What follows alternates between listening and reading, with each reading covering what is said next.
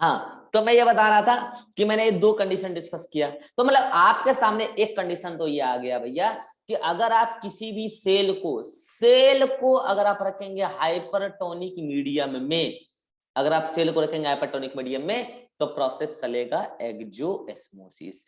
अगर आप सेल को, ये सेल है भैया, सेल है, तो एक्सोस्मोसिस चलेगा तो सेल श्रिंक करेगा। अगर आप सेल को रखेंगे हाइपोटोनिक मीडियम में तो सेल विल स्वेल। ये कंसेप्ट आपने सीखा due to process of endosmosis. तो मुझे जल्दी से एक एग्जांपल बता दो, ग्रेप्स, अंगूर, कच्चा अंगूर, अभी अभी मैं जस्ट एकदम ग्रीन अंगूर मैंने पेड़ से तोड़ के लाया और मैंने उस अंगूर को रख दिया, मैंने इस वाले कंडीशन में मैंने यहां पे रखा ग्रेप्स को मैंने कहां रखा, हाइपरटोनिक सॉल्यूशन में, ऐसे चाशनी में डाल दिया मैंने ग्रेप्स को, ठीक है। तो मुझे जल्दी से बताओ कि वो ग्रेप्स क्या होगा, फूलेगा, सिकुड़ेगा, क्या होगा, जल्दी से बताना। श्रिंक हो जाएगा, श्रिंक करेगा, ठीक है। चलो, अगर मैं उसी ग्रेप्स को उठा के डाल दूं, उसी में से कुछ ग्रेप्स को मैं उठा के डाल दूं कहां, इसमें हाइपोटोनिक सॉल्यूशन में, तो क्या होगा, वो स्वेल करेगा और थोड़ी देर बाद फट जाएगा, थोड़ी देर बाद फट भी सकता है, ठीक है। चलिए अब मैं एग्जांपल ले रहा हूं किसमिस का इंग्लिश बताना कोई,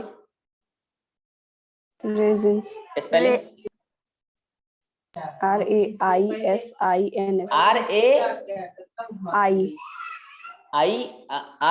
RAISINS, राइट।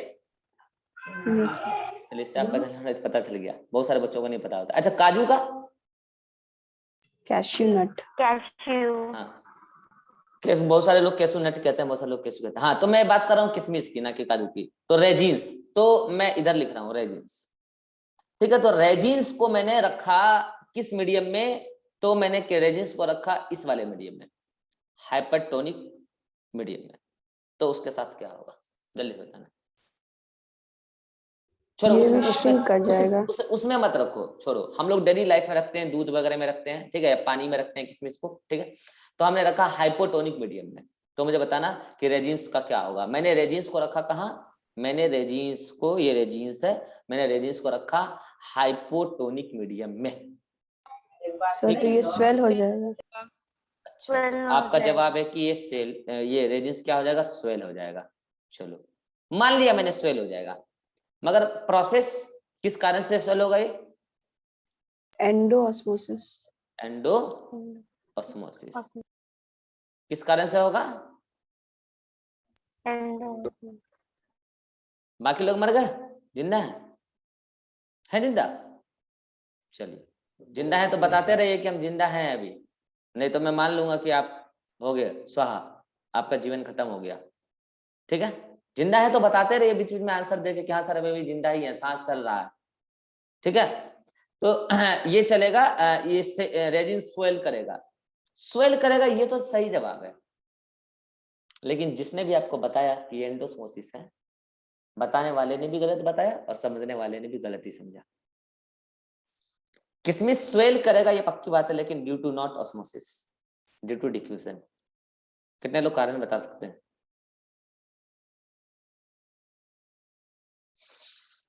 कितने लोग कारण बता सकते हैं, जल्दी से हाथ खड़ा कीजिए। कारण क्या है, कारण आपको पता रहता है तो आप गलत आंसर देते हैं, ठीक है। हाँ, ग्रेप्स के पास, हाँ जल्दी बोलो सर। सेल मेम्ब्रेन की वजह से। बहुत बढ़िया। ग्रेप्स के पास सेल मेम्ब्रेन है या नहीं है, नहीं है, ये कौन नहीं बोल रहे हैं जरा बताना। अभी उन्हें पेड़ से तोड़ के लाया, उसके पास सेल मेम्ब्रेन नहीं है, तुरंत ही मर गए। क्या बात करते हुए, रेजिन्स के पास सेल मेम्ब्रेन है या डिस्ट्रॉय जो कि ड्राई हो गए, डिस्ट्रॉय हो गए। तो जब सेल मेम्ब्रेन है या नहीं है तो आप ऑस्मोसिस वर्ड कैसे यूज कर रहे हो भाई,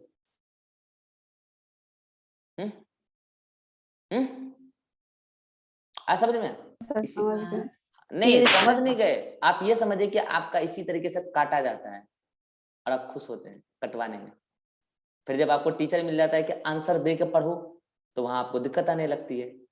यही मैं मीठा मीठा बोलूं तो आपको बढ़िया लगने लगेगा, वो तो होगा नहीं इधर, ठीक है, किस्मत में तुम्हारा है ही नहीं वो इधर, तो एंडोस्मोसिस नहीं है, वो है डिफ्यूजन। इसका स्क्रीनशॉट लीजिए जल्दी से, मैं पोछा लगाऊंगा इधर, जल्दी से ले लिए। तो आपको एक कंसेप्ट समझ में आ गया कि एंडोस्मोसिस एक्सोस्मोसिस का भी आपको एप्लीकेशन भी समझ में आ गया ऑस्मोटिक प्रेशर का, ठीक है। तो आप इसके ऊपर ये हेडिंग डाल लेना, एप्लीकेशन ऑफ, हेडिंग डाल लेना application of what, osmotic pressure. ये सारा खेल ऑस्मोटिक प्रेशर का ही है।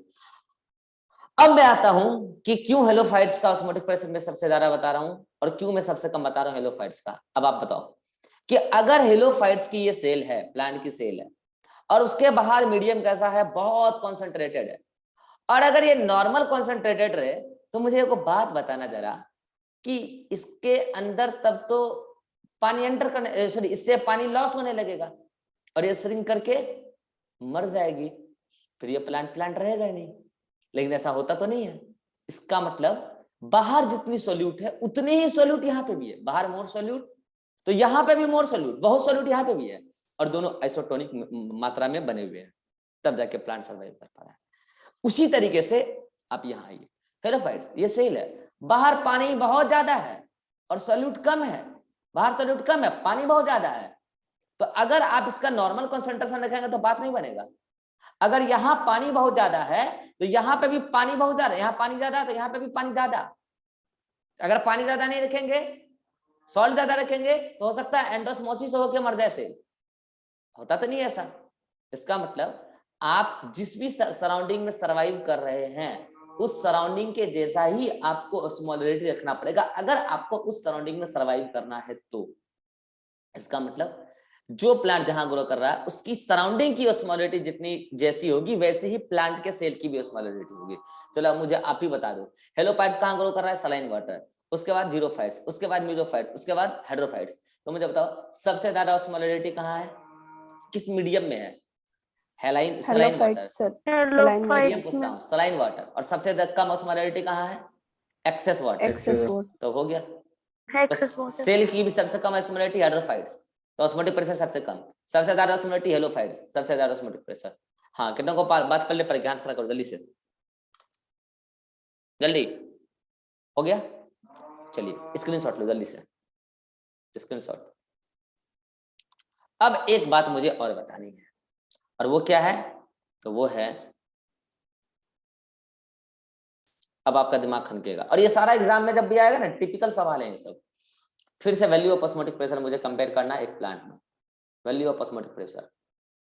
चलिए तो मुझे बताइए कि value of osmotic pressure root में, रूट नहीं, पहले मुझे बताओ कि value of osmotic pressure leaves में दिन में ज्यादा रात में ज्यादा या इक्वल, जल्दी। दिन में ज्यादा होगा। जो लोग जिंदा हैं जवाब देते जाइए। दिन में ज्यादा ऑस्मोटिक, दूसरे का सुनकर नहीं जवाब देना, जिंदा लोग अपने आप से जवाब दीजिए। जो लोग पधार चुके हैं ऊपर की तरफ उनके लिए श्रद्धांजलि है, आप पधारिए। जिंदा लोग तुरंत जवाब देंगे, ठीक है। तो आपका कहना है कि दिन में ज्यादा है, चलिए रीजन बताइए कोई, क्यों दिन में ज्यादा है। सर जब दिन में फोटोसिंथेसिस करेगा सर तो वहाँ पे इनऑर्गेनिक को ऑर्गेनिक में कन्वर्ट करेगा, तो इसलिए वहाँ सॉलिड कंसंट्रेशन ज्यादा होगा। अच्छा, तो आप एक कारण बता रहे हैं फोटोसिंथेसिस, चलिए और कोई कारण। Due to sunlight. उससे क्या होगा,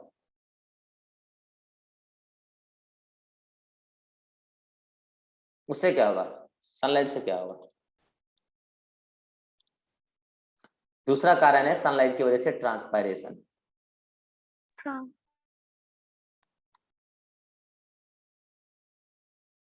वाटर लॉस, ठीक है। तो मुझे बताइए सॉल्यूट बढ़ा, फोटोसिंथेसिस, शुगर बना, शुगर बनेगा तो ऑस्मोटिक प्रेशर बढ़ेगा, यस और no, osmotic pressure increases. Water कम तो एस कंपेयर टू सॉल्यूट ज्यादा तो ऑस्मोटिक प्रेशर इंक्रीजेस, इसलिए दिन में ऑस्मोटिक प्रेशर लीफ का ज्यादा होगा। मुझे एक बात बताना, अगर बोथ ऑप्शन में हो तब तो कारण चुनेंगे आप बहुत, अगर एक कारण चूज करना हो तो आप क्या कारण चूज करेंगे, जल्दी बताओ। Transparent first sunlight. तो The एक second चूज option. करना हो, देखो सही तो दोनों ही है, एक चूज करना हो तो आप चूज करेंगे फोटोसिंथेसिस। चलो मुझे बताओ, कोई बच्चा कारण बताओ कि हम फोटोसिंथेसिस ही क्यों चूज करेंगे। क्योंकि सर ग्लूकोज का आयनाइजेशन नहीं होता। नहीं, osmotic pressure is the property of solute, sugar solute.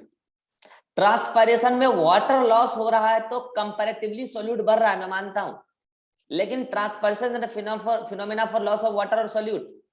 Transpiration में सोल्यूट बढ़ता है या वाटर घटता है, होता तो दोनों है, लेकिन एक्चुअली Water होता क्या घटता है, वाटर घटता है। Osmotic pressure is the property of solute और सॉल्वेंट। सॉल्यूट तो सोल्यूट की डायरेक्ट बात किसमें हो रही है, फोटोसिंथेसिस में या ट्रांसपायरेशन में? फोटोसिंथेसिस में। That's why photosynthesis is the more correct answer। हाँ, लेकिन ये गलत नहीं है, ये भी सही है, इनडायरेक्टली इसकी वजह से भी तो सोल्यूट बढ़ रहा है ना, लेकिन डायरेक्ट आंसर क्या होगा, फोटोसिंथेसिस। एक तो मुझे ये बताना था। चलो दूसरा क्वेश्चन जाने से पहले मैं एक बात आपसे पूछता हूँ। मैं आपसे कंपेयर कराना चाह रहा हूँ कि लीफ और रूट में, ऑस्मोटिक प्रेशर तो अभी हम कंपेयर करेंगे, सही। मुझे बताओ लीफ और रूट में स्टोरेज फूड कहाँ, स्टोरेज फूड मतलब फूड बोलो, स्टोरेज फूड क्या, फूड बोलो। लीफ और रूट में फूड कहाँ ज्यादा है, ऑर्गेनिक फूड कहाँ ज्यादा है, लीफ में या रूट में? और लोग? सर कुछ कुछ जगह रूट में भी स्टोरेज होता है ना। अच्छा, तो मैंने एक जनरलाइज्ड वे में पूछा है, कि लीफ में ज्यादा है या रूट में ज्यादा? रूट में सर। तो मुझे एक सवाल का जवाब दे दो, और ये सवाल का जवाब सोच समझ के देना, ये आगे और भी चैप्टर में काम आएगा।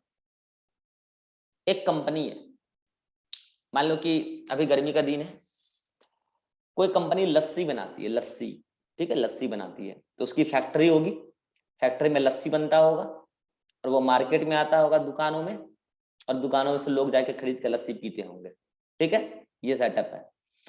तो मुझे बताना जरा कि ये लस्सी मार्केट में ज्यादा होगा या फैक्ट्री में ज्यादा होगा? फैक्ट्री में ज्यादा होगा। यहीं पे आपका कंसेप्ट गलत है, यहीं पे आपका कंसेप्ट गलत है, ठीक है। अब बताता हूँ क्यों, आपके आंसर पे आता हूँ। आपने क्या बोला कि लस्सी कहाँ ज्यादा है, फैक्ट्री में, तो फिर मार्केट में कम, तो फिर मार्केट में कम, मार्केट में कम, इसका मतलब लोग उसको लेते नहीं है, तभी तो मार्केट में कम, इसका मतलब लोग उसको ले नहीं रहे। फैक्ट्री में बहुत है, फैक्ट्री में लस्सी भरा पड़ा है, फैक्ट्री के गोदाम लस्सी से भरे पड़े हैं, फ्रिज रखा हुआ वहां लस्सी से भरा पड़ा है, लेकिन मार्केट में कम है, इसका मतलब मार्केट के लोग लस्सी खरीद नहीं रहे हैं, इसका मतलब लस्सी अच्छी बनती नहीं है उस फैक्ट्री में, और वो फैक्ट्री ज्यादा दिन चलने वाला है, मतलब गोदाम तो उसका भरा हुआ है और वो फैक्ट्री ज्यादा दिन चलने वाला है। आपके आंसर का समझ में आया? आप क्या आंसर दिया, आप समझ में आया अब आपको? अब बताओ कि लस्सी कहाँ ज्यादा, मार्केट में ज्यादा है, फैक्ट्री में ज्यादा? सर लैग हो रहा है। लैग हो रहा है। फिर से रिपीट करता हूँ, मैं कह रहा हूँ कि आपके आंसर के हिसाब से अगर मार्केट में लस्सी कम है तो फिर फैक्ट्री में ज्यादा है, फैक्ट्री में अगर ज्यादा है तो मार्केट में कम है, इसका मतलब कि लोग बाग लस्सी पसंद कर ही नहीं रहे उस कंपनी की, फैक्ट्री में भरे पड़े हैं लस्सी, गोदाम भरे पड़े हैं, तो फिर फैक्ट्री में ज्यादा मार्केट में कम है, तो फिर वो फैक्ट्री ज्यादा दिन चलने वाली है भी नहीं। समझ रहे हो आपका आंसर क्या है, कि आप कह रहे हैं कि फैक्ट्री बंद होने वाली है, तो फिर जब बंद होने वाली है तो बात ही क्यों कर रहे हो इस फैक्ट्री की? अब बताओ कि ज्यादा कहाँ होगा लस्सी? मार्केट बना जहां बनता है अगर वहां ज्यादा है लेने वाले के कंपैरिजन में, इसका मतलब लेने वाले को कोई इंटरेस्ट ही नहीं है, लेने वाले के पास ज्यादा होना चाहिए ना, मार्केट में लस्सी बहुत ज्यादा होना चाहिए, तब तो लोग बाग ले लेके पियेंगे। आप कह रहे हो मार्केट में लस्सी कम है, तो मार्केट में कम है तो गोदाम में भरे पड़े हैं, आप ये बता रहे हो गोदाम में ज्यादा है, अगर गोदाम में ज्यादा है तो फिर तो हो गया, फैक्ट्री बंद होगी, लोग बाग पसंद कर ही नहीं रहे लस्सी को, तो लस्सी ज्यादा कहाँ है, लेने वाले के पास, कहाँ, मार्केट में, तब लोग बाग उसको पसंद कर रहे हैं, इसका मतलब, ठीक है। तो अब मुझे बताओ कि लीफ और रूट में कहाँ फूड ज्यादा? रूट में आगे लाइन, रूट में लीफ मतलब फूड ज्यादा। चलो अब मैं आपको एक बात बताता हूं कि जो फूड बनता है लीफ में बनता तो क्या है, शुगर बनता, क्या है, शुगर, मतलब फ्रुक्टोज, ग्लूकोज, फ्रुक्टोज, ये सब, ठीक है। और रूट में जो फूड स्टोर्ड होता है ऑर्गेनिक कंपाउंड, वो होता है in the form of starch, in the form of starch. ये मैंने आपको बताया, दिन में भी बताया था जब जेनेटिक्स पढ़ा रहा था, दिन में याद है कि जो स्टोर्ड होता है वो स्टार्च के फॉर्म में होता है, ठीक है। नहीं पता तो मैं बता देता हूँ, बनता है शुगर और स्टोर्ड होता है स्टार्च के फॉर्म में, ठीक। चलो अब मुझे आप दिमाग लगा के बताना, आराम से सोच के, लीफ और रूट में किसका ऑस्मोटिक प्रेशर ज्यादा और किसका कम, सोच समझ के बताना, लीफ का ज्यादा होगा। सोच समझ के बताना विथ रीजन।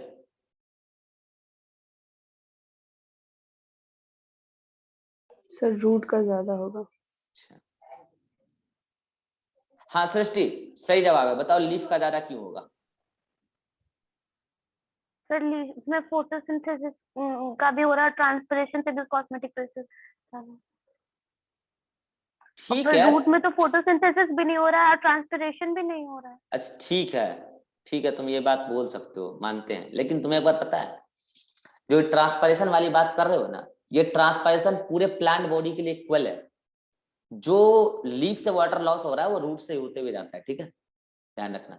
तो ट्रांसपायरेशन की तो बात ही मत करो, ट्रांसपायरेशन की तो बात ही मत करो। फिर आता है फोटोसिंथेसिस, और फोटोसिंथेसिस में भी आपने ही कहा फूड ज्यादा कहाँ है, फूड ज्यादा कहाँ है, रूट या लीफ में, रूट में। रूट में। तो फिर आप बता रहे हो कि ऑस्मोटिक प्रेशर लीफ का ज्यादा है, कारण बताओ। हिंट आपके सामने ही है, हिंट आपके सामने सर ही है। हाँ, शुगर नॉन इलेक्ट्रोलाइट है सर, तो वो ब्रेक नहीं होगा। नॉन इलेक्ट्रोलाइट नहीं होता है, शुगर ऑस्मोटिकली एक्टिव है, ऐसे बोलो, ऑस्मोटिक, हाँ, osmotically active means dissolved in water, that is dissolved in water, dissolved in water. और अगर वाटर में डिजॉल्व होगा तो ऑस्मोटिक प्रेशर चेंज होगा और बढ़ जाएगा। यस। और स्टार्च, ये सर स्टार्च इनएक्टिव है, ऑस्मोटिकली इनएक्टिव हो जाएगा सर। ऑस्मोटिकली इनएक्टिव ही होता है, that is not dissolved in water, not dissolved in water. कितना भी स्टार्च आ जाए रूट में नो प्रॉब्लम, मानते हैं यहाँ फूड ज्यादा है लेकिन स्टार्च के फॉर्म में है, dissolved in, not dissolved in water. इस वजह से OP not increased, not increase मतलब उसके कंपैरिजन में कम। This is the reason, screenshot लो, ये सब नोट्स में ऐड करना है, ये सब नोट्स में ऐड करना है, ले ले स्क्रीनशॉट। चलो भैया यहाँ तक कोई दिक्कत है तो जल्दी बताओ, जल्दी से फास्ट। अब हम बढ़ते हैं अगले कंसेप्ट की तरफ। आप यहाँ तक चीजों को जल्दी से पढ़िए, अगला मीटिंग क्रिएट करते हैं और पढ़ाते हैं टारगेट प्रेशर और डिफ्यूजन प्रेशर डेफिसिट।